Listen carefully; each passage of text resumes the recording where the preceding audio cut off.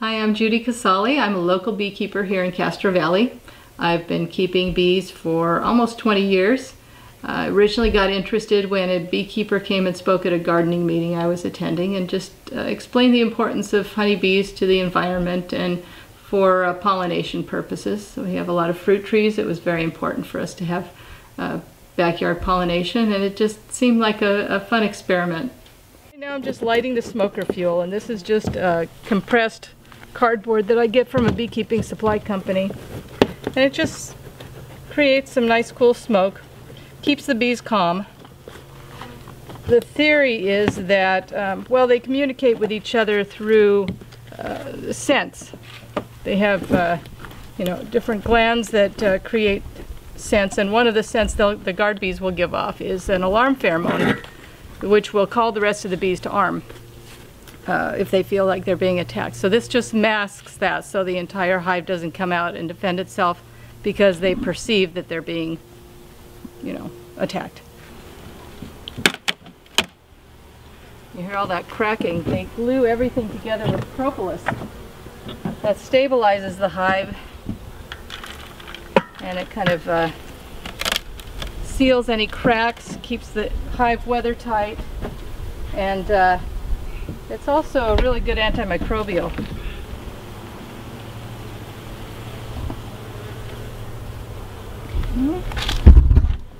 That looks like it's all honey. You see all of this? This is capped honey. So they've capped it with beeswax. So that's all of that is beeswax. I have 75 hives altogether in 10 different locations.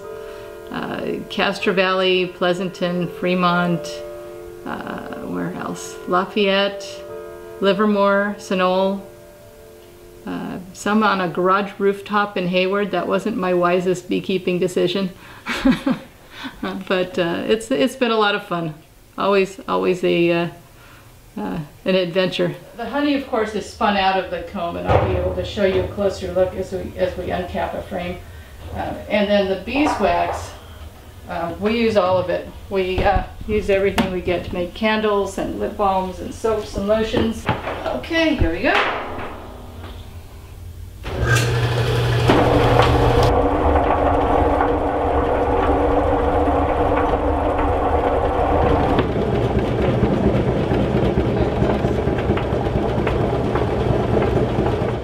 What would you say to someone who wanted to start beekeeping, or is it a good idea?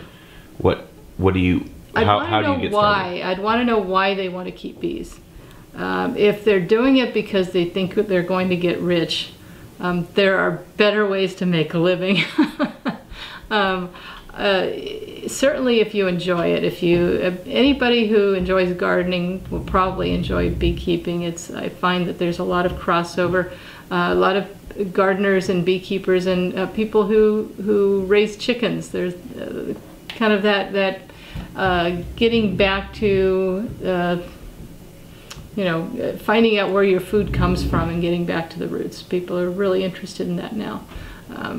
Certainly if they want to create a good habitat for the bees, that's wonderful, but I encourage people to learn as much as they can before they get into it.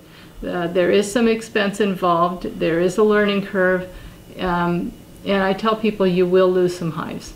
Don't get discouraged. Start again in the springtime. You know, everyone loses hives. So this is where our wax comes from, these cappings. So what we'll do is we'll uncap this and shave off this layer so that the cells are open just like they are over here. That allows us to spin that honey out. So there's quite a bit of honey with that wax that I'm taking off. So what I'm going to do is let the cappings drip, and I've got a bucket underneath here with a spout.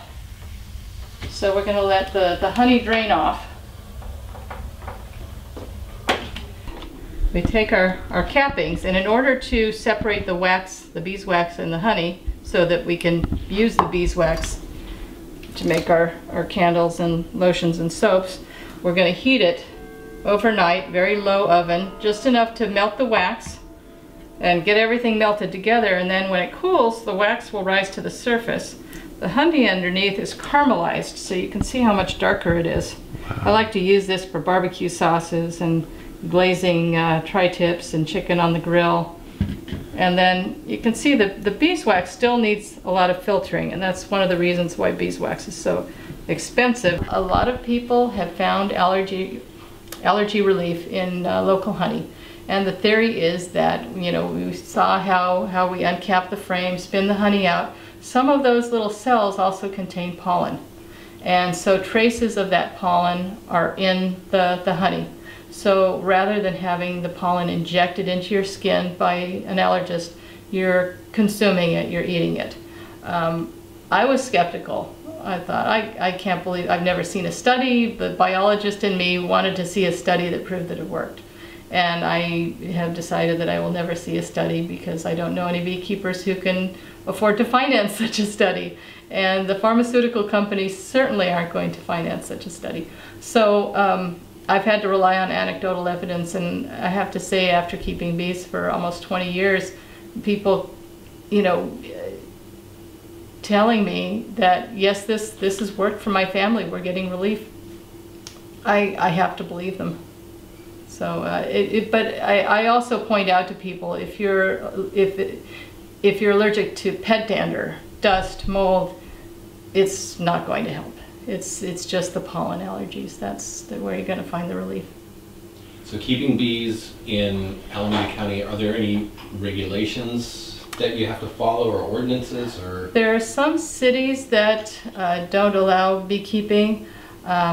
Castro Valley has a ruling where they have to be, you know, a certain number of feet away from any residence, and you know, so I'm very happy that we've got this lot with, you know, all of that canyon behind us. We've got plenty of room for them to roam. A lot of it just depends on your neighbors. In certain communities, even I know of people who kept bees in San Francisco when it wasn't allowed, and it was just, you know, it was like guerrilla beekeeping. They paint their hives with camo paint, and the public perception has changed, I think, because of the colony collapse.